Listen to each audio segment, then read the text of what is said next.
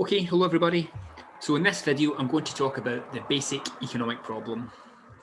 The basic economic problem is scarcity. Scarcity means there's not enough resources available to produce all the goods and services that people want and need.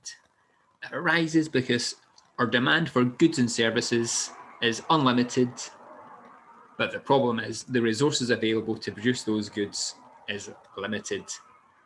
Therefore, choices become necessary. Choices become necessary because resources are scarce. That's the basic economic problem. We can't produce all the goods and services that people want and need. Therefore, people can't get all their wants and needs met. And the basic economic problem then is some wants and needs will remain unfulfilled. And that's the problem of scarcity. That can give us a definition of economics. It's about trying to use the available resources as efficiently as possible as to attain the maximum fulfillment of society's unlimited wants and needs for goods and services. Scarcity is there for individuals.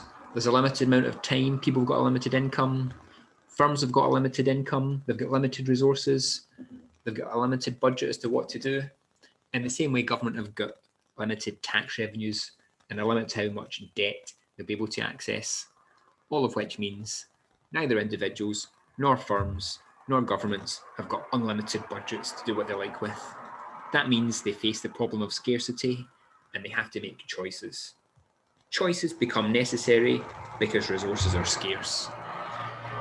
If we want to get the most out of our limited resources, we need to prioritize, which means do the best things first.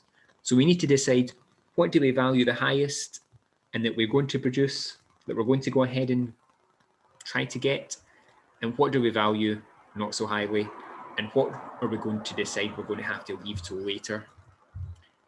When we make a decision to do something we've prioritized, the thing we give up is called the opportunity cost of that decision. Opportunity cost isn't a financial cost. You don't have to pay money when there's an opportunity cost. Rather, it's the benefits you give up when you decide to do one thing and not do another. So if you decide to spend the evening, if someone asks you if you want to go to the cinema and you say, no, you're going to spend the evening studying, then the cost of the decision to study is what you had to give up to get it. So you had to give up an evening at the cinema, and that was the cost. The benefits you could have got from that was what you gave up to get the benefits of studying. Another thing to remember is that it's not every single mutually exclusive thing in a list. It's the opportunity cost. It's the number 2 thing you go without. So if you assume you can either spend the evening studying, or you can work in a bank for the evening and get £15 an hour, or work in a coffee shop and get £9 an hour, and you choose to spend the evening studying, the opportunity cost is the number 2 thing you gave up. So you couldn't be in the bank and a coffee shop at the same time. So it's the second best alternative, which will be the £15 an hour. So for each of those hours you spent studying, you gave up £15 for each of those hours, where you could have been earning it in a bank. So you didn't actually have to pay the £15. It's just a benefit that you gave up. So it's the opportunity cost of the decision. We can see opportunity cost here. If we imagine a guy's got a chance to fetch fish or catch bananas. If someone chooses to spend all their time catching bananas and none of the time fetching fish, then they get 10 fish and no bananas.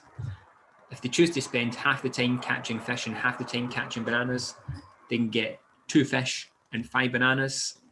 And if they choose to spend the whole time catching fish and none of the time fetching bananas, they can get 4 fish and no bananas.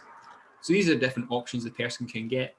If we imagine the person starts off right here at point number 1, then they realize actually they quite like 2 fish, then the opportunity cost of getting 2 fish is what they have to give up to get it, which is 5 bananas. So it's not they have to give up 5 bananas, they don't have to hand over 5 bananas. It's what they now go without because they've made a decision. They have to give up the possibility of 5 extra bananas they could have got if they spent all their time fetching bananas.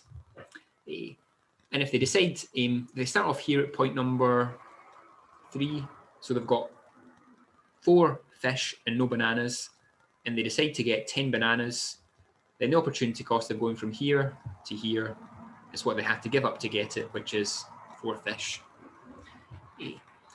So that's opportunity cost. As well as opportunity cost, we spoke about the factors of production. We said resources are limited, and resources can be classified as land, labour, capital, and enterprise. Land is all the gifts of nature. Labour is human effort. Capital is man-made machinery and equipment that can produce goods and services. And enterprise is the decisions and risk-taking and organisation of entrepreneurs and firms. So when we said resources are limited, it's these resources that are limited: land, labour, capital, and enterprise. These inputs that can help us to produce goods and services. It's not a lack of money. Remember, money is just bits of paper and coins. We can easily print more money. When governments have tried this throughout time, it's led to higher prices. It's led to very, very high inflation when governments have printed off lots and lots of money. So the basic economic problem isn't a lack of money, it's a lack of resources. And if we want to get more goods and services in the long run, then we have to improve the quality and the quantity of the factors of production. And that usually means trying to improve the quality of labour and the quality of capital. As well as resources, there's also economic systems. So all system has to answer what to produce, how to produce it, and for who. Market systems answer these three questions by the market, decides what to produce, how to produce it, and for who. A communist or a command system answer those three questions with the government deciding what to produce, how to produce, and for who. And a mixed system answers it with a combination of markets and governments. And most systems like the UK are mixed. Government does some things and the market does some things too. So if we take an example here of a question, take an example of the basic economic problem. So there's a case from a couple of years ago where there was a decision being made where Paisley was potentially going to have a large new theatre, cinema and performing arts complex in the heart of Paisley, which would have cost Renfrewshire Council £20 million. And the council decided it didn't have enough resources in its budget to fund that project. So we think, how does that relate to the basic economic problem? Well, it shows resources are scarce, that there wasn't enough resources to produce this particular good or service. That the council realised that there were other things that had to prioritise ahead of this. Because resources were scarce for the council, they had to make decisions, and that led to an opportunity cost. And the opportunity cost was the thing they had to give up. And what they had to give up was the performing arts complex. Choices became necessary because resources are scarce, and the council decided when there's other things they had to fund, like school buildings, roads, lights, social care, care homes, that it wasn't a top priority to have this performing arts complex. So they decided not to build it, and it became an opportunity cost of having to get these other priorities. Another example could be from South Tyneside, where in 2017, South Tyneside Council decided it was no longer going to fund bowling green maintenance. So bowling greens cost about £100,000 a year for the council to maintain, and the council decided it didn't have enough resources to be able to cut the grass of the bowling greens. And the consequence was, given that some bowling greens relied on council funding, they would probably have to close. So that's another example of scarcity. See here, the council argued that because the resources had been cut, the Westminster government wasn't funding them as much. They had to find a total of £145 million worth of savings. In order to find those savings, they decided part of that would come from cutting the amount they spent on bowling greens. So if we think about how we would answer that here, again, the first thing we want to do is explain what scarcity is. So if we ask the question, how does this article relate to the basic economic problem? First thing we want to do is explain what the basic economic problem is. So we can bring a sentence with, the basic economic problem is, and we now know the basic economic problem is scarcity. It means that there's not enough resources to produce all the goods and services that humanity wants and needs. It arises because the wants and needs of humanity for goods and services are unlimited, combined with the reality that the resources are limited.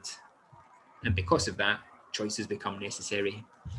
So we can relate that to the case here and say the council realised there wasn't enough resources in its budget because the budget had been cut by 145 million. There wasn't enough, it decided, to be able to fund the maintenance of bowling greens. The opportunity cost was the benefits that were given up, and the cost of this decision, the benefits that are no longer going to be had, is that probably quite a lot of bowling greens in South Tyneside will have to close. And the cost of that decision is that the residents in South Tyneside who use the bowling greens, where they could play their games and have fun and socialise with each other, are no longer going to be able to have access to those services, I'm afraid. So that's the idea of scarcity and opportunity cost. We could also think about resources and economic systems when we're thinking about this question as well. But we also want to get clear the idea that resources are scarce and opportunity costs become inevitable because of scarce resources. That's a key idea for class, and it's a key idea we see in life all the time as well.